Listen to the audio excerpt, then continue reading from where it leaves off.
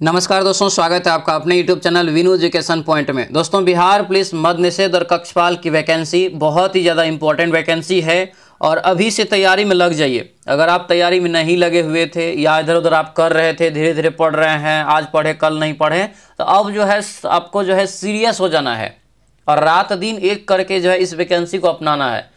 वर्दी का सपना अगर देख रहे हैं तो अभी से तैयारी में लगना पड़ेगा और 100% रिजल्ट होगा। यहाँ से याद रखने से इसको जितना भी चीज़ आपको हम करवा रहे हैं उड़ान बैच में 100% रिजल्ट होगा। बस आपको फॉलो करना है, याद करना है, प्रैक्टिस लगाना है, हर चीज़ करते रहना है बस। ठीक है, ये आपको जो है आपको मद्य निषेध कक्षपाल की एक क्लास है और नया प्रैक्टिस सेट अभी आपका चल रहा है। नया प्रैक्टिस सेट में ये 15वां सेट आज हम लोग लगाएंगे। ठीक है, इससे पहले आपका जो है खान सर का जो है प्रीवियस ईयर हम आपको करवा दिए हैं, टोटल जो है 31 गो सेट। तो जिसका भी छूट गया है प्लेलिस्ट में बना दिए हैं, प्लेलिस्ट में जा करके उसका भी आप रिवीजन प्राइवेट जो है PYQ का कर लीजिएगा। ठीक है, उड़ान बैच का दोस्तों जो है जो अभी तक ज्वाइन नहीं किए उड़ान बैच, एप्लीकेशन दिया हुआ है इस वीडियो के लिंक डिस्क्रिप्शन बॉक्स में, तो वहाँ से लिंक जैसे डाउनलोड करके जो क्या करना है, लिंक से डाउनलोड करके एप्लीकेशन को अपना बैच ले लेना है। प्रत्येक दिन ये जो प्रैक्टिस सेट का क्लास है सुबह में 8 बजे यूट्यूब पे आता है। ठीक है, और उड़ान बैच में इसका PDF एक दिन पहले दे दिया जाता है ताकि वो लोग बना के फिर क्लास करेंगे तो अच्छे से समझ में आएगा। तो एक रणनीति से पढ़ेंगे तो 100% रिजल्ट होगा। ठीक है, सही जगह पे आप आए हैं। अगर आप यहाँ से क्लास कर रहे हैं तो बस आपको दोस्तों कंटिन्यू रखना है अच्छे से। तो चलिए दोस्तों, आज की इस क्लास को हम लोग शुरू करते हैं। क्लास को शुरू करने से पहले दोस्तों जो भी इस चैनल पे नए हैं जरूर चैनल को सब्सक्राइब कर लीजिएगा और इस वीडियो को सभी लोग लाइक कर दीजिएगा। लास्ट में जरूर बताइएगा क्लास कैसा लगा। तो चलिए दोस्तों क्लास को हम लोग शुरू करते हैं। तो चलिए यहाँ पे दोस्तों क्लास को शुरू करते हैं। पहला यहाँ पे प्रश्न देखिए क्या पूछा जा रहा है कि भारत का राष्ट्रीय प्रतीक भारत सरकार द्वारा कब अपनाया गया। तो भारत का राष्ट्रीय प्रतीक जो है दोस्तों वो याद रखना है, अशोक स्तंभ जो है ये दोस्तों कब अपनाया गया ये आपसे पूछा जा रहा है। राइट आंसर क्या हो जाएगा, तो राइट आंसर ये 26 जनवरी 1950 को दोस्तों जो है अपनाया गया। ऑप्शन नंबर ये सी आपका करेक्ट आंसर होगा। सी यहाँ से आपको याद रखना है। ठीक है, ये ऑप्शन नंबर सी आपका करेक्ट आंसर हो जाएगा। अगले क्वेश्चन पे आते हैं कि भारतीय संविधान के निम्न में से कौन से अनुच्छेद में मनी बिल क्या है, मनी बिल को परिभाषित किया गया है। कितने अनुच्छेद में मनी बिल को परिभाषित किया गया है ये क्वेश्चन यहाँ पे है। राइट आंसर क्या होगा, ए हो जाएगा अनुच्छेद 110। ऑप्शन नंबर ए आपका राइट आंसर होगा, अनुच्छेद 110 यहाँ से इसका करेक्ट आंसर होगा। यानी कि धन विधेयक को एक प्रकार से परिभाषित किया गया है। ठीक है, आंसर ये ए आपका करेक्ट आंसर हो जाएगा। अगले क्वेश्चन पे आते हैं। दिया यहाँ पे है कि निम्नलिखित में से किसके अंतर्गत भारत को एक धर्मनिरपेक्ष राज्य के रूप में वर्णित किया गया है, ये बताइए। धर्मनिरपेक्ष राज्य के रूप में दोस्तों जो है वर्णित किया गया है किसके अंतर्गत, ये हो जाएगा आपको संविधान की प्रस्तावना में दोस्तों जो है इसको अंकित किया गया है। ऑप्शन नंबर ए आपका राइट आंसर होगा, ए याद रखना। ठीक है, ए इसका करेक्ट आंसर हो जाएगा। अगले क्वेश्चन पे आते हैं। भारतीय संविधान के प्रत्येक सदन को बुलाने और स्थगित करने का अधिकार किसको होता है। प्रत्येक सदन को बुलाने और स्थगित करने का जो अधिकार होता है वो किसके पास होता है, तो वो होता है राष्ट्रपति के पास। आंसर ये डी आपका राइट आंसर होगा, डी यहाँ से याद रखेंगे। अगला क्वेश्चन यहाँ पे है, भारत के पहले उप प्रधानमंत्री कौन थे, वह किस राजनीतिक दल से जुड़ा हुआ था, ये भी बताना है। ठीक है, तो पहले उप प्रधानमंत्री का क्या नाम है भारत के, तो ये हो जाएगा आपको सरदार वल्लभ भाई पटेल। और ये आपको जो है INC मतलब ये जो है आपको इंडियन नेशनल कांग्रेस से दोस्तों ये जुड़ा हुआ था। ठीक है, आंसर क्या होगा, ये ए आपका बिल्कुल राइट आंसर होगा, ए यहाँ से याद रखना। सरदार पटेल जी को जो है याद रखना भारत का लौह पुरुष के नाम से जाना जाता है, ये भी ध्यान रखेंगे। अगला क्वेश्चन यहाँ पे है, नगर पालिका सदस्य बनने के लिए आवश्यक न्यूनतम आयु संविधान के जो है भारतीय संविधान के अनुच्छेद 243 के भी के अनुसार कितना वर्ष है। जैसे नगर पालिका का कोई सदस्य बनना चाहता है तो उसके लिए तो ये होता है आपको 21 वर्ष। ऑप्शन नंबर ए आपका ये राइट आंसर होगा, 21 वर्ष यहाँ से इसका करेक्ट आंसर होगा। नगर पालिका दोस्तों जो जोड़ा गया संविधान में ये 74वें संविधान संशोधन के तहत जोड़ा गया था, याद रखना है। ठीक है, आंसर क्या होगा ये आपका ए हो जाएगा। और 12वीं अनुसूची जोड़ा गया और उसमें जो है टोटल 18 विषय को भी ऐड किया गया। अगला यहाँ पे क्वेश्चन है कि जब इंदिरा गांधी देश की प्रधानमंत्री थी तो उस दौरान कर यहाँ पे कि एक आंतरिक आपातकाल की घोषणा की गई थी। आंतरिक आपातकाल यानी राष्ट्रीय आपातकाल की घोषणा की गई थी, वह कब की गई थी, 1975 में। आंसर क्या होगा, तो ये बी आपका राइट आंसर होगा, 1975 यहाँ से याद रखेंगे। और 25 जून 1975 को ये जो है आपको घोषणा हुआ था। ठीक है, आंसर क्या होगा ये, तो ये बी आपका राइट आंसर होगा, तो बी यहाँ से याद रखना है। अगले क्वेश्चन पे आते हैं, भारत के नियंत्रक एवं महालेखा परीक्षक CAG का सामान्य कार्यकाल कितने वर्ष का होता है ये बताइए। CAG का सामान्य कार्यकाल जो ये कितने वर्ष का होता है, तो ये आपको हो जाएगा 6 वर्ष का। ऑप्शन नंबर डी आपका राइट आंसर होगा, 6 वर्ष यहाँ से आपको याद रखना है। अगले क्वेश्चन पे आते हैं, इनमें से कौन सा जीव भारत का राष्ट्रीय जलीय जीव है।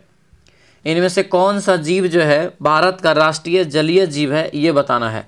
तो 9 का राइट आंसर क्या होगा, तो 9 का ये सी हो जाएगा, गंगा डॉल्फिन। गंगा डॉल्फिन क्या है, तो भारत का राष्ट्रीय जलीय जीव दोस्तों है, याद रखेंगे। आंसर ये सी आपका राइट आंसर होगा, सी यहाँ से याद रखना है। राष्ट्रीय जलीय जीव हो गया डॉल्फिन, और राष्ट्रीय नदी अगर आपसे पूछे तो वो गंगा नदी है। ठीक है, दोनों याद रखेंगे। अगला यहाँ पे क्वेश्चन है कि IPC का विस्तार बताइए। IPC जो दोस्तों होता है, IPC यानी इसका जो हिंदी में होता है भारतीय दंड संहिता, और इंग्लिश में होता है इंडियन पेनल कोड। ठीक है, इंडियन पेनल कोड। आंसर यहाँ से जो है सी आपका ये बिल्कुल जो है करेक्ट आंसर होगा, सी याद रखना है। ठीक है, अगले क्वेश्चन पे आते हैं, दिया यहाँ पे है कि किस ग्रह को पृथ्वी का जुड़वा के रूप में जाना जाता है। किस ग्रह को पृथ्वी का जुड़वा के रूप में जाना जाता है। 11 का राइट आंसर क्या होगा, तो ये शुक्र ग्रह हो जाएगा, यानी ऑप्शन नंबर डी आपका ये बिल्कुल जो है करेक्ट आंसर होगा। ठीक है, तो डी यहाँ से आपको जो है याद रखना है। अगले क्वेश्चन पे आते हैं, दिया है उत्तर पश्चिम भारत में सर्दियों में वर्षा का कारण क्या है। सर्दियों में वर्षा का कारण क्या है ये बताना है। राइट आंसर ये हो जाएगा आपको पश्चिमी विक्षोभ।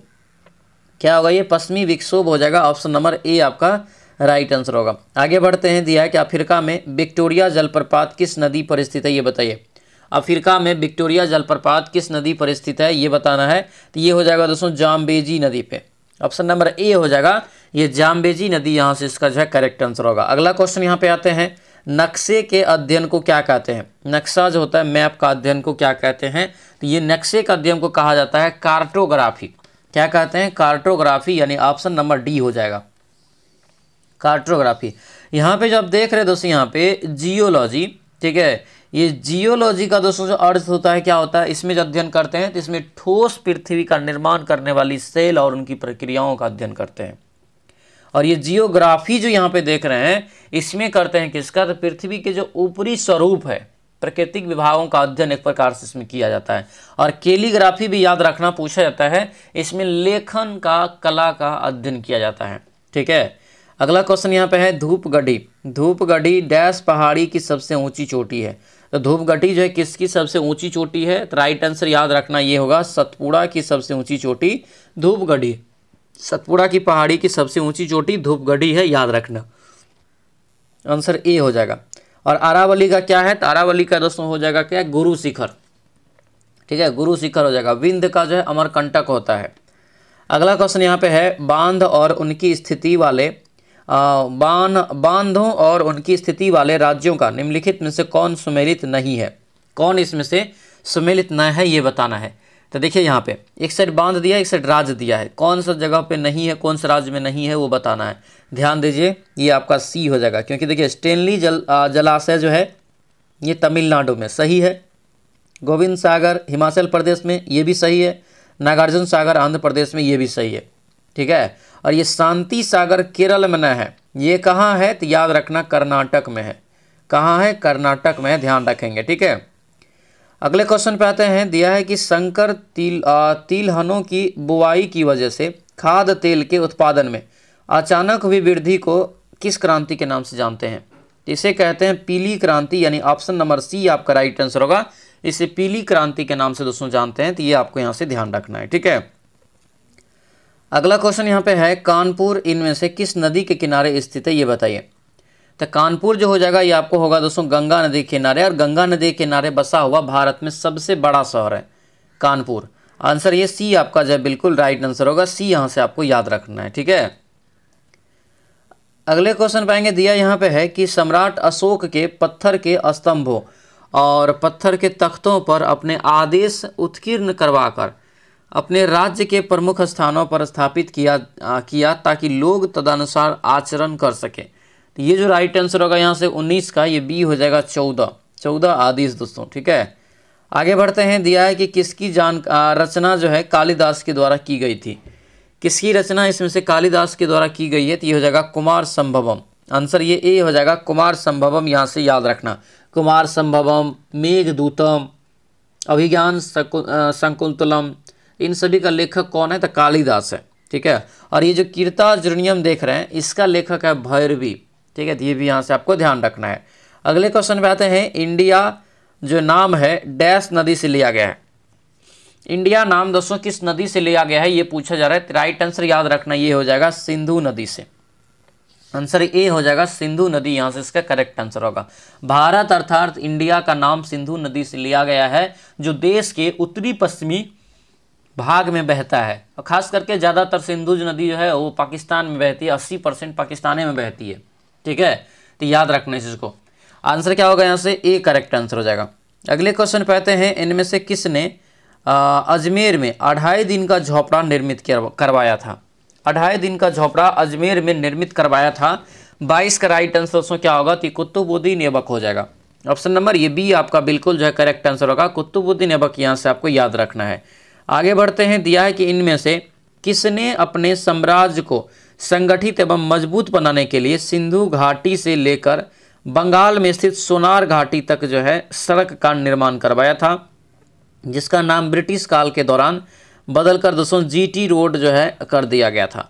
तो जीटी रोड जो कर दिया गया था तो ये आपका हो जाएगा शेरशाह सूरी ने ये बनवाया था, उसी का नाम बदल करके जीटी रोड कर दिया गया। ठीक है, ग्रांड ट्रंक रोड। ठीक है। अगला क्वेश्चन यहाँ पे, भारत का अंतिम मुगल शासक कौन था? तो भारत का ये अंतिम मुगल शासक पूछा जा रहा है। राइट आंसर हो जाएगा बहादुर शाह द्वितीय या जफर। आंसर ये क्या होगा? तो ये डी आपका राइट आंसर होगा, जो कि 1857 के क्रांति में इसको रंगून में दोस्तों जो है रखा गया था, है ना। अगला क्वेश्चन यहाँ पे है। विश्व प्रसिद्ध स्वर्ण मंदिर की आधारशिला किसने रखी थी? विश्व प्रसिद्ध स्वर्ण मंदिर की आधारशिला दोस्तों किसने रखी थी ये पूछा जा रहा है। तो स्वर्ण मंदिर जो बनवाया गया था आधारशिला, तो ये आपको हो जाएगा हजरत मियाँ मीर जी, इनके द्वारा दोस्तों आपको आधारशिला रखा गया था। आंसर यहाँ से क्या होगा? तो ये जो है आपको राइट आंसर बी हो जाएगा। अगला क्वेश्चन यहाँ पे है कि बंगाल की सेना के सैनिकों ने 10 मई 1857 को मेरठ में विद्रोह कर दिया। उस समय मुगल का सम्राट कौन था? तो उस समय मुगल का सम्राट दोस्तों यही बहादुर शाह जफर या बहादुर शाह द्वितीय हो जाएगा। आंसर ये ए आपका करेक्ट आंसर हो जाएगा। अगले क्वेश्चन पे आते हैं। किस स्थान को nursery of the Bengal army कहा जाता है? Nursery of the Bengal army कहा जाता है किस स्थान को, ये बताना है। तो ये हो जाएगा दोस्तों अवध को कहा जाता है। किसको? अवध को कहा जाता है। ऑप्शन नंबर डी आपका राइट आंसर होगा, अवध, यहाँ से इसका राइट आंसर हो जाएगा। अगला क्वेश्चन यहाँ पे है कि इनमें से कौन सी कार्यवाही जो है सविनय अवज्ञा आंदोलन के शुरू होने की वजह बनी? सविनय अवज्ञा आंदोलन क्यों शुरू किया गया? तो ये जो दोस्तों शुरू किया गया था दांडी मार्च के कारण, यानी नमक सत्याग्रह जो हुआ था उसी के लिए। आंसर क्या होगा? ये सी आपका बिल्कुल जो है करेक्ट आंसर होगा, सी यहाँ से आपको याद रखना है। आगे बढ़ते हैं। अवध साम्राज्य के बारे में यह कथन दोस्तों बताने, यानी कि अवध साम्राज्य के बारे में यह कथन किसका है? एक कथन यहाँ पे पढ़ते हैं। यह वह फल है जो किसी न किसी दिन हमारे मुंह में टपक जाएगा। ये किसके द्वारा कहा गया था? तो ये दोस्तों कहा गया था, याद रखना है, डलहौजी के द्वारा। ठीक है। और डलहौजी ने ही क्या किया था? तो अवध को कुशासन का आरोप लगा के हड़प करके क्या किया? तो ब्रिटिश साम्राज्य में मिला लिया था। ठीक है, 1856 की बात है वो। आंसर क्या होगा? तो ये आपको सी हो जाएगा। अगला क्वेश्चन यहाँ पे है कि पहली बार किस योजना के तहत निजी क्षेत्र को सार्वजनिक क्षेत्र पर वरीयता दिया गया? निजी क्षेत्र को सार्वजनिक क्षेत्र पर वरीयता दिया गया, ये पूछा जा रहा है। 30 का राइट आंसर क्या होगा? 30 का राइट आंसर यहाँ से हो जाएगा ए। क्या होगा? ये ए हो जाएगा आपको 7वीं पंचवर्षीय योजना। आंसर ए आपका राइट आंसर होगा, 7वीं पंचवर्षीय योजना, यहाँ से आपको याद रखना है, इंपॉर्टेंट रहेगा। पंचवर्षीय योजना का शुरुआत भारत में पहली बार JL नेहरू के द्वारा किया गया था। ये 1951 ईस्वी में किया गया था। आंसर क्या होगा? तो ये आपको यहाँ से ए हो जाएगा। अगले क्वेश्चन पाएंगे, दिया यहाँ पे है बैंक दर का शाब्दिक अर्थ क्या होता है? बैंक दर का शाब्दिक अर्थ जो होता है क्या होता है ये बताना है। तो ये यहाँ से राइट आंसर क्या होगा? तो ये आपका हो जाएगा दोस्तों डी। क्या होगा? ये डी हो जाएगा। केंद्रीय बैंक द्वारा वाणिज्य बैंक को दिए गए ऋण पर लगाई जाने वाली ब्याज दर को बैंक दर कहा जाता है। यानी जो के आरबीआई, जैसे आरबीआई किसी दूसरे बैंक को जो दोस्तों अगर ऋण देता है उस पर जो ब्याज दर लेता है वो बैंक दर कहलाता है। ये यहाँ से आपको ध्यान रखना है। ठीक है। अगले क्वेश्चन पे आते हैं।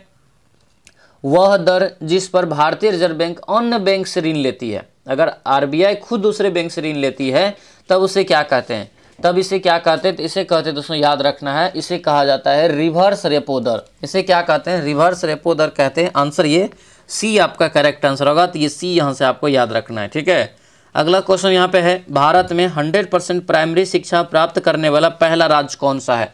100% प्राइमरी शिक्षा प्राप्त करने वाला पहला राज्य है ये केरल। आंसर ये डी आपका राइट आंसर हो जाएगा। अगले क्वेश्चन पे आते हैं, भारत में कृषि के संदर्भ में एमएसपी का पूरा क्या नाम है, ये बताइए। एमएसपी कई बार पूछा गया क्वेश्चन है, और ये आपको जो है पूछा गया था अभी 19,838 पद में भी ये क्वेश्चन आया था कि एमएसपी का फुल फॉर्म बताइए। मिनिमम सपोर्ट प्राइस क्या होता है, मिनिमम सपोर्ट प्राइस इसका जो है फुल फॉर्म होता है, यानी कि हिंदी में पूछे तो न्यूनतम समर्थन मूल्य। आंसर ये डी आपका हो जाएगा, मिनिमम सपोर्ट प्राइस। अगला क्वेश्चन है, इंद्रधनुष 2.0 किससे संबंधित है। 2.0 जो है किससे संबंधित है ये बताइए। तो ये जो राइट आंसर होगा 35 का क्या होगा, ये ए हो जाएगा, सार्वजनिक क्षेत्र के बैंकों का पुनर्निर्माण से। आंसर ये ए आपका करेक्ट आंसर हो जाएगा। अगला क्वेश्चन यहाँ पे है कि सौभाग्य योजना, सौभाग्य योजना केंद्र सरकार के किस मंत्रालय के नियंत्रण के अधीन है।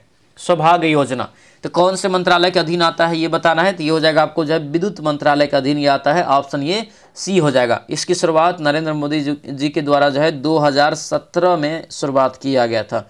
ठीक है, इसका जो मेन उद्देश्य था प्रत्येक गांव में, प्रत्येक शहर में बिजली की मुहैया कराना। ठीक है, अगला क्वेश्चन यहाँ पे है कि भारत में पहली पशुधन गणना किस दौरान किया गया था। वीवीआई क्वेश्चन रहेगा, पहली बार पशु जनगणना जो किया गया था ये कब किया गया था ये पूछा जा रहा है। याद रखना ये 1919-20 में किया गया था। ऑप्शन नंबर डी हो जाएगा, 1919-20 में ये किया गया था, ये यहाँ से आपको याद रखना है। अगला क्वेश्चन यहाँ पे है कि तमिलनाडु का सबसे लोकप्रिय जो है लोक नृत्य कौन सा है। तो तमिलनाडु का सबसे लोकप्रिय नृत्य इस ऑप्शन में अगर देखेंगे तो ये हो जाएगा करगम। ऑप्शन नंबर ए हो जाएगा, करगम हो जाएगा तमिलनाडु का। यक्षगान जो है ये कर्नाटक का है, और कथकली जो है केरल का है, और ये कुट्टियाट्टम जो देख रहे हैं ये भी आपको केरल का ही है शास्त्रीय नृत्य। अगला क्वेश्चन, निम्नलिखित में से कौन सा शास्त्रीय नृत्य अपने वर्तमान रूप में मुगल परंपरा से प्रभावित है। माना कि दोस्तों एक शास्त्रीय नृत्य का नाम बताना है जो मुगल की परंपरा से जो है प्रभावित है। तो राइट आंसर ये हो जाएगा कथक, जो कि उत्तर भारत में होता है। कथक यहाँ से इसका जो है करेक्ट आंसर हो जाएगा। अगला क्वेश्चन यहाँ पे, वेल्थ ऑफ नेशन क्या है। वेल्थ ऑफ नेशन नामक पुस्तक के लेखक कौन है ये बताइए। तो वेल्थ ऑफ नेशन नामक ये हो जाएगा एडम स्मिथ। आंसर ये ए आपका राइट आंसर होगा, एडम स्मिथ यहाँ से आपको याद रखना है। अगले क्वेश्चन पे आते हैं, संयुक्त राष्ट्र दिवस प्रतिवर्ष जो है किस तिथि को मनाया जाता है। संयुक्त राष्ट्र दिवस जो है किस तिथि को मनाते हैं ये याद रखना दोस्तों, ये जो हो जाएगा ये 24 अक्टूबर को प्रत्येक वर्ष मनाया जाता है। कब मनाया जाता है, 24 अक्टूबर को प्रत्येक वर्ष मनाया जाता है, ध्यान रखेंगे। ठीक है, अगले क्वेश्चन पे आते हैं, दिया यहाँ पे है कि शांति स्वरूप भटनागर पुरस्कार, भटनागर वार्षिक पुरस्कार दोस्तों किस क्षेत्र से के उत्कृष्ट उपलब्धि के लिए दिया जाता है। मतलब सीधा सीधा बताना है कि शांति स्वरूप भटनागर पुरस्कार किस क्षेत्र में दिया जाता है। तो ये जो दिया जाता है दोस्तों याद रखना, विज्ञान और तकनीक के क्षेत्र में। आंसर सी हो जाएगा। और इसकी जो शुरुआत होता है ये 1957 में इसकी शुरुआत होता है। ठीक है, अगला क्वेश्चन यहाँ पे है, इनमें से कौन सा विश्व व्यापार संगठन WTO का पूर्ववर्ती थी। WTO का पूर्ववर्ती था ये पूछा जा रहा है। राइट आंसर क्या होगा, 43 का बताना है। तो 43 का जो राइट आंसर दोस्तों आपका हो जाएगा ये बी हो जाएगा। क्या होगा, बी हो जाएगा, ये व्यापार और शुल्क पर सामान्य कर। ऑप्शन नंबर बी आपका ये बिल्कुल करेक्ट आंसर होगा। अगला क्वेश्चन है, GSLV क्या एक रॉकेट है लॉन्च करने वाला जो व्हीकल है ये, है ना। तो यहाँ से पूछा जा रहा है कि दोस्तों यहाँ रॉकेट नहीं है, लॉन्च करने वाला व्हीकल है। ये नहीं होता है गाड़ी पे लेके गया दूसरे जगह वहाँ रख के फिर उसको जो है आपको लॉन्च किया जाता है, छोड़ा जाता है, तो वही एक गाड़ी है ये। तो GSLV का पूरा नाम क्या है, तो इसका राइट आंसर होगा यहाँ से जो है जियो यहाँ से जो है सिंक्रोनस सैटेलाइट जो है लॉन्च व्हीकल। आंसर यहाँ से क्या होगा, तो ये ए आपका बिल्कुल जो है करेक्ट आंसर हो जाएगा। अगला क्वेश्चन यहाँ पे है, ONGC का मुख्यालय कहाँ स्थित है ये बताइए। ONGC का मुख्यालय कहाँ है ये बताना है। तो राइट आंसर 45 का दोस्तों डी हो जाएगा, ये देहरादून में है। कहाँ है, देहरादून में। ऑप्शन नंबर डी आपका राइट आंसर होगा, देहरादून यहाँ से आपको याद रखना है। ONGC इंपॉर्टेंट है। ONGC की स्थापना अगर पूछे तो 1993 में, हाल फिलहाल में ही हुआ 1993 में। ठीक है, अगला क्वेश्चन है, मानक दोस्तों यहाँ पे जो है PC कीबोर्ड, मानक पीसी कीबोर्ड जो होता है, पर्सनल कंप्यूटर का जो कीबोर्ड होता है, उसकी कितनी फंक्शन की होती है टोटल? तो टोटल देखेंगे तो आप F1 से लेकर के F जो है आपको 12 तक होता है, ठीक है, F12 तक, तो यानी कि टोटल 12 को फंक्शन की होता है, ध्यान रखेंगे। अगला क्वेश्चन यहाँ पे है, प्रकाशिक ऑप्टिकल फाइबर में सिग्नल कैसे प्रेषित होता है ये बताइए। तो सिग्नल जो कैसे प्रेषित होता है ये क्वेश्चन यहाँ पे है, तो ये हो जाएगा आपको सी, संपूर्ण आंतरिक परावर्तन से। आंसर ये सी आपका जो है करेक्ट आंसर होगा। इसी को बोलते हैं टोटल रिफ्लेक्शन यहाँ से, ठीक है, आंसर ये सी आपका करेक्ट आंसर हो जाएगा। अगला क्वेश्चन यहाँ पे है, MS ऑफिस सॉफ्टवेयर में काम करते समय आप पिछले कार्य को पूर्वतः जो है करने के लिए US की बोर्ड जो है कि लेआउट का बताना है, शॉर्टकट नाम बताना, पिछले पे जाना है। तो राइट आंसर ये क्या करेंगे, अंडो, यानी कि जो है आपको CTRL+Z दबाएंगे। अगला यहाँ पे XHTML का फुल फॉर्म क्या होता है? HTML तो जानवे करते हैं, हाइपर टेक्स्ट मार्कअप लैंग्वेज, लेकिन X का मतलब क्या होता है? X का मतलब होता है एक्सटेंसिबल, ठीक है, एक्सटेंसिबल यहाँ से कर दीजिए, यानी ऑप्शन बी में है, बी इसका करेक्ट आंसर हो जाएगा। अगला क्वेश्चन है, भौतिक मात्रा विद्युत चुंबकीय प्रवाह की घनत्व की इकाई क्या होता है? चुंबकीय प्रवाह घनत्व की इकाई क्या होता है? 50 का राइट आंसर बताइए। तो ये 50 का राइट आंसर यहाँ से डी हो जाएगा, क्या होगा? टेस्ला हो जाएगा। ऑप्शन नंबर डी आपका ये करेक्ट आंसर हो जाएगा। अगला यहाँ पे क्वेश्चन है, सूर्य की फोटोग्राफी के लिए किस उपकरण का उपयोग किया जाता है? सूर्य की फोटोग्राफी के लिए किस उपकरण का उपयोग किया जाता है, ये क्वेश्चन पूछा जा रहा है। 51 का राइट आंसर ये डी हो जाएगा आपको यहाँ से, स्पेक्ट्रोहेलियोग्राफ, आंसर ये डी हो जाएगा, डी यहाँ से आपको याद रखना है। आगे यहाँ पे है, बुरादे से ढकी हुई बर्फ जल्दी क्यों नहीं पिघलती है, ये क्वेश्चन है।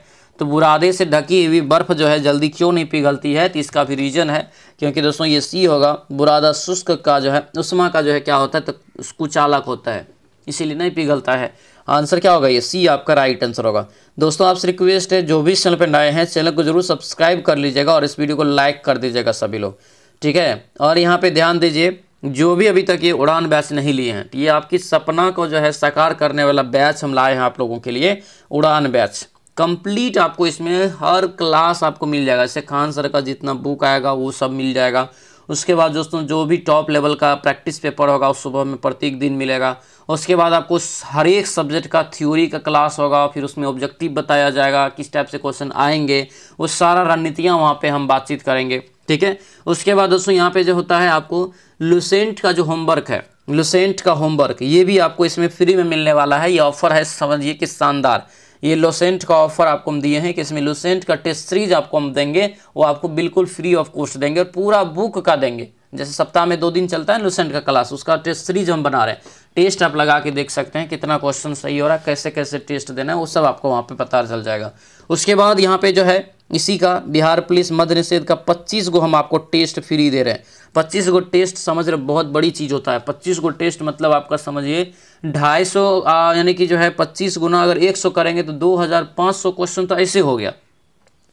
उसका फिर आपको हम सॉल्यूशन देते हैं, सॉल्यूशन PDF देते हैं, सब कुछ मिला के देखेंगे तो बहुत अच्छा हो जाता है। इसीलिए ये 25 टेस्ट भी आपको इसमें फ्री में मिल जाएगा। और ये मात्र कितना में है? 1 टाइम पेमेंट है, यानी एक ही बार आपको 249 रुपया लगाना है और आपको जो है एकदम तैयार हो जाना है कि रिजल्ट होना ही होना है, बस मेहनत करना है मेरे साथ। प्रत्येक दिन 4 क्लास को अटेंड करना है और सारा टाइम टेबल सब कुछ आपको वहाँ पर मिल जाएगा, ठीक है। तो सभी लोग आज के आज आपको जो है ये अपना उड़ान बैच से जुड़ जाएंगे। उड़ान बैच का एप्लीकेशन का लिंक इस वीडियो के डिस्क्रिप्शन बॉक्स में हम दे दिए हैं और यहाँ पे दोस्तों जो है ये नंबर भी दे दिए हैं। तो इस नंबर पे आपको क्या करना है, तो व्हाट्सएप मैसेज करेंगे। व्हाट्सएप मैसेज करेंगे तो आपको हम इधर से जो है लिंक भेज देंगे, तब आपको जो है वहाँ से भी आपको जो एप्लीकेशन डाउनलोड कर सकते हैं। नहीं तो प्ले स्टोर पे जाएंगे, वीनू एजुकेशन पॉइंट लिखेंगे तो वहाँ से भी आपको जो है मिल जाएगा आपको एप्लीकेशन। तो डाउनलोड करके मोबाइल नंबर डाल के साइनअप करके और अपना जो है ये बैच ले लेंगे। उड़ान बैच सपनों को साकार करने वाला बैच रहेगा, ध्यान रखना इस बात को, ठीक है। चलिए क्वेश्चन पे आते हैं। दिया है कि प्रत्यक्ष किरण और विकिरण के मापन के लिए किस उपकरण का उपयोग करते हैं? तो विकिरण को मापने के लिए किसका कहते हैं? तो ये हो जाएगा आपको पैरेलियोमीटर। पैरेलियोमीटर ऑप्शन नंबर सी आपका राइट आंसर हो जाएगा, ठीक है। पैरेलियोमीटर यहाँ से इसका जो है करेक्ट आंसर हो जाएगा। अगले क्वेश्चन पे आते हैं, निम्नलिखित में से किसी परमाणु के केंद्रक के अंदर स्थित होता है? तो यहाँ जो केंद्र में होता है क्या होता है, P+N होता है और इलेक्ट्रॉन चक्कर लगाता है, तो P+N यानी प्रोटॉन प्लस न्यूट्रॉन। आंसर यहाँ से क्या होगा, ए आपका यहाँ से बिल्कुल जो है करेक्ट आंसर हो जाएगा। अगले क्वेश्चन पे आते हैं, दिया है कि लोहे को जंग से सुरक्षित रखने के लिए किस विधि का उपयोग करते हैं, तो यहाँ पे करते हैं यशद लेपन करते हैं, मतलब इस पे जस्ता का जो है लेपन लगाते हैं। अगला क्वेश्चन यहाँ पे है किसका गलनांक सबसे कम होता है, इसमें से बताना है किसका गलनांक सबसे कम होगा, तो ये हीलियम हो जाएगा। ऑप्शन नंबर क्या होगा, ये ए आपका राइट आंसर होगा। इस ऑप्शन में बताना था हीलियम, ठीक है, हीलियम यहाँ से इसका जो है करेक्ट आंसर हो जाएगा, ध्यान रखेंगे। शुष्क बर्फ डैश का एक रूप है, ये बताना है। तो शुष्क बर्फ जो है ठोस कार्बन डाइऑक्साइड को कहा जाता है, यानी ऑप्शन नंबर ये सी आपका राइट आंसर हो जाएगा। अगले क्वेश्चन पे आते हैं कि बॉक्साइड डैश एक अयस्क का खनिज है। तो बॉक्साइड सबसे ज़्यादा बड़ा खनिज का जो है उत्पादन, मानी कि एल्युमिनियम का सबसे बड़ा अयस्क है ये, सीधा समझिए।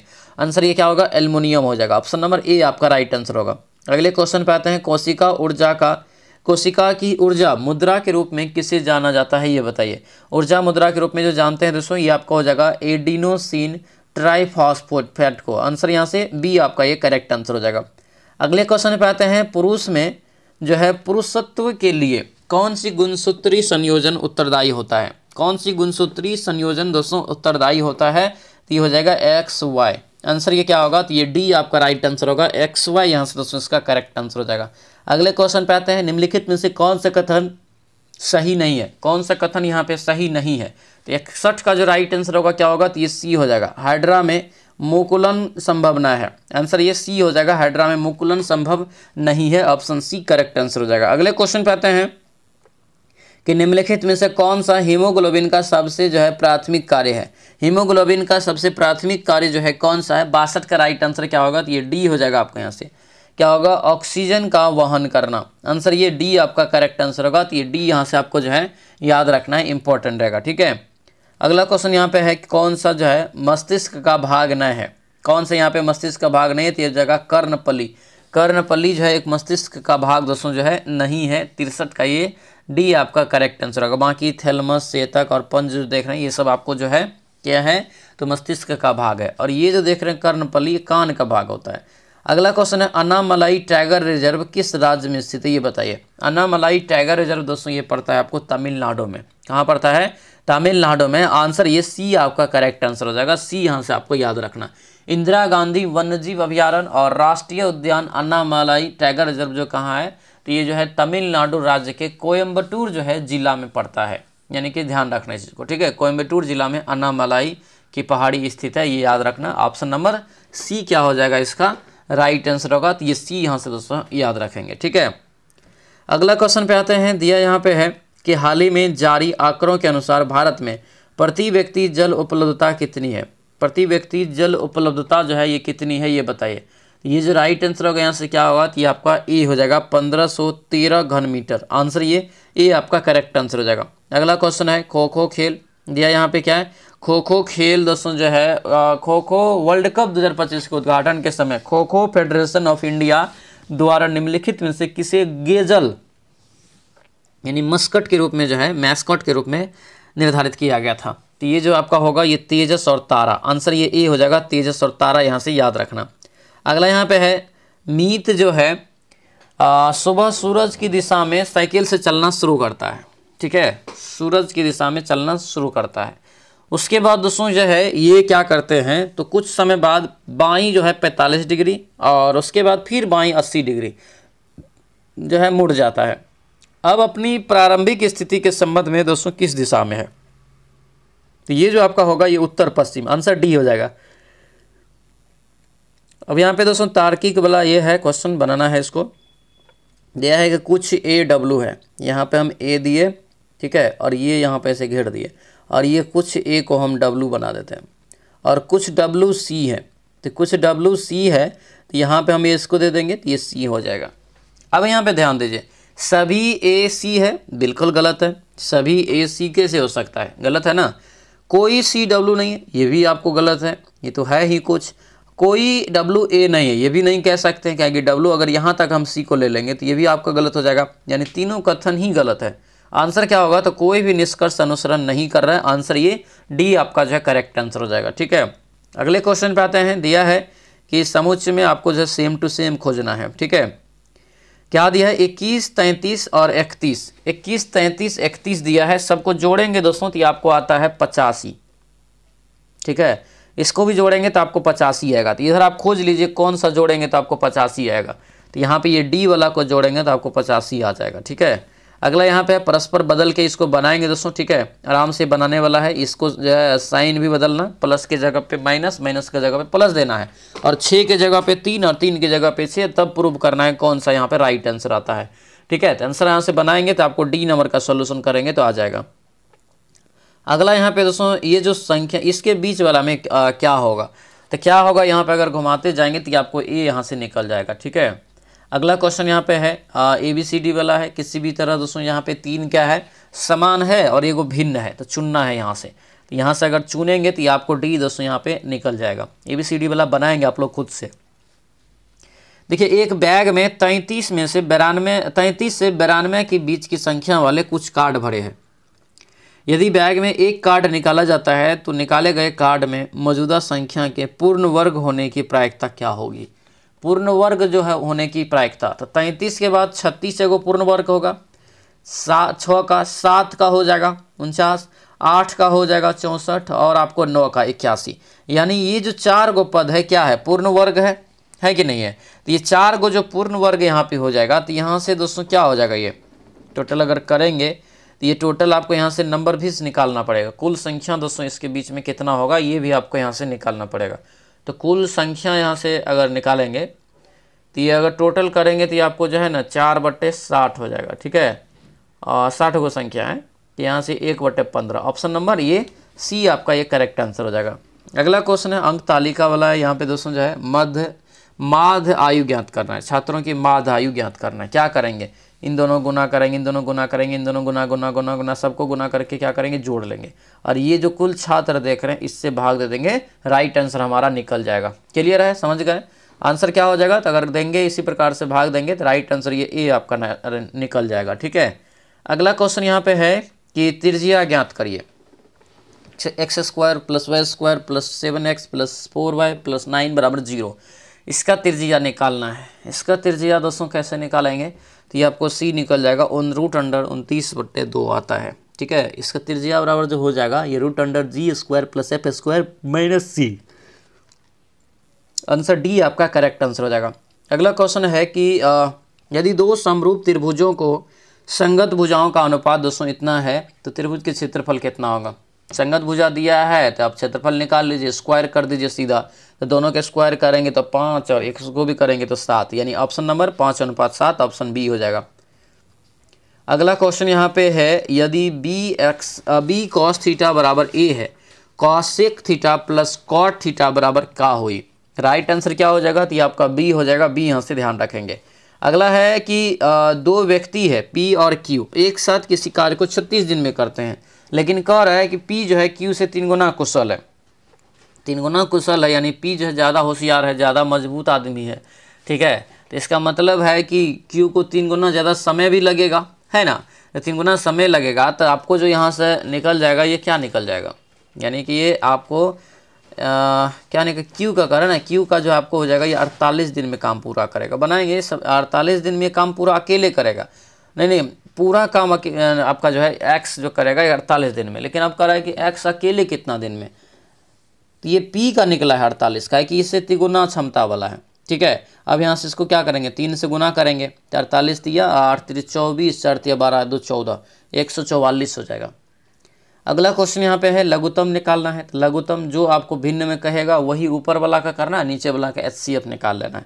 ऊपर वाला का लघुत्तम निकालेंगे तो आपको 105 आएगा, नीचे वाला का जो है आपको महत्तम समवर्तक 2 है तो 105/2 और यानी 52.1/2। अगला क्वेश्चन यहाँ पे है कि इतना बराबर ये दिया है तो क्या होगा मान, तो क्या करेंगे हम इधर रूट में चला जाएगा, फिर आपको क्या करना है तो स्क्वायर करके फिर आपको जो है a + b के होल स्क्वायर पे ये बनाएंगे, आंसर 8√3 निकल जाएगा। अगला यहाँ पे है कि ग्रामेटिकल एरर चुनने के लिए, ग्रामेटिकल एरर चुनना है तो यहाँ से 81 का जो राइट आंसर होगा ये आपको बी निकल जाएगा। अगला क्वेश्चन यहाँ पे है कि बेस्ट यहाँ पे दोस्तों एप्रोप्रिएट मीनिंग बताना है, full steam ahead, right answer ये सी हो जाएगा। अगला क्वेश्चन यहाँ पे सिनोनिम, सिनोनिम किसका, तो विली का, विली का सिनोनिम क्या हो जाएगा, तो ये आपको हो जाएगा सी, क्राफ्टी हो जाएगा। ठीक है, अगला यहाँ पे है कि डैश के जगह में यानी फिल इन द ब्लैंक दिया है, look at the hippo dash about happily in the river, तो राइट आंसर क्या होगा, ये बी हो जाएगा, स्लेप्सिंग हो जाएगा। ठीक है, अगला क्वेश्चन इनकरेक्ट स्पेल्ड कौन सा है, इनकरेक्ट स्पेल्ड यहाँ से चुनना है, तो ये आपका हो जाएगा दोस्तों पैकेट, ये जो पेस्केट लिखा है ये गलत है, पैकेट पोर्ट जो होगा ये क्या होना चाहिए, तो PA होना चाहिए, PE दे दिया है। ठीक है, अगला है fill in the blank, fill in the blank दिया है but dash the number, right answer 86 का A हो जाएगा आपके यहाँ से।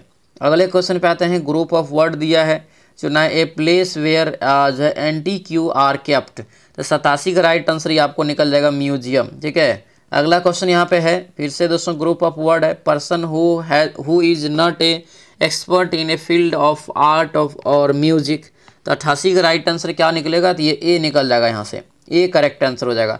अगला क्वेश्चन यहाँ पे दिया है कि चुनना है दोस्तों यहाँ पे जो है ये अंडरलाइन जो है इसके लिए बेस्ट मीनिंग यानी क्लोजेस्ट चुनना है, सेम टू सेम, तो सेम टू सेम चुनेंगे तो आपको रिड्यूस निकल जाएगा, ऑप्शन सी हो जाएगा। अगले क्वेश्चन पे आते हैं, ग्रुप ऑफ वर्ड्स फिर से दिया है कि dark varieties of trees and scrubs growing in pots, तो राइट आंसर क्या होगा 90 का, तो 90 का ये करेक्ट आंसर ए हो जाएगा, ये बोनसोई हो जाएगा। धूमिल शब्द का विपरीत क्या होगा, धूमिल शब्द का विपरीत जो हो जाएगा ये बताना है, 91 का दोस्तों राइट आंसर, तो ये आपको बी निकल जाएगा उज्ज्वल। हिंदी में कृत प्रत्ययों की संख्या कितनी है, हिंदी में कृत प्रत्यय की संख्या कितना है, तो आपको 28 हो जाएगा। अगले क्वेश्चन पे आते हैं, दिया है कि यदि ए ओ और ओ के बाद कोई भिन्न स्वर आता है तो इनके स्थान पे क्रमशः ये लगाया जाता है, तो कौन सी संधि होगा, तो ये संधि जो होगा अयादी संधि होगा। ठीक है, अगला क्वेश्चन है, जो हर समय दूसरे की बुराई खोजता हो उसे क्या कहते हैं, जो हर समय दूसरे की बुराई खोजता हो उसे कहते हैं छिंद्रानोसी, आंसर सी हो जाएगा। अनिल और अनल की दोनों का अलग अलग बताना है अर्थ क्या होगा, तो ये हो जाएगा अनिल का मतलब वायु और ये अनल मतलब आग, आंसर ये जो है ए हो जाएगा। अगला क्वेश्चन है, अंश और अंश का सही युग्म बताइए, अंश, अंश यहाँ पे अगर देखेंगे 96 का क्या होगा, तो ये बी हो जाएगा, हिस्सा और कंधा। अगला है कंकाल शब्द का अर्थ बताइए, कंकाल शब्द का अर्थ यहाँ से क्या हो जाएगा, तो 96 का दोस्तों बी हो जाएगा, ये हड्डियों का ढांचा। ठीक है, अगला क्वेश्चन है, कौन सा शब्द हंस की जगह प्रयुक्त नहीं किया जा सकता है, हंस की जगह पे नहीं कर सकते अमृत को। अग्नि का पर्यायवाची कौन सा है, अग्नि का इसमें दोस्तों क्या हो जाएगा, पावक हो जाएगा। ठीक है, अगले क्वेश्चन पे आते हैं, दिया यहाँ पे है कि ओखली में सिर देना, ओखली में सिर देने का अर्थ हो जाएगा मुसीबत झेलना, आंसर ये ए आपका करेक्ट आंसर हो जाएगा। तो ये था दोस्तों सेट नंबर नया जो अभी सीरीज चल रहा है, नया जो प्रैक्टिस सेट आपको हम करवा रहे हैं बिहार पुलिस मद्य निषेध के लिए 15वां सेट।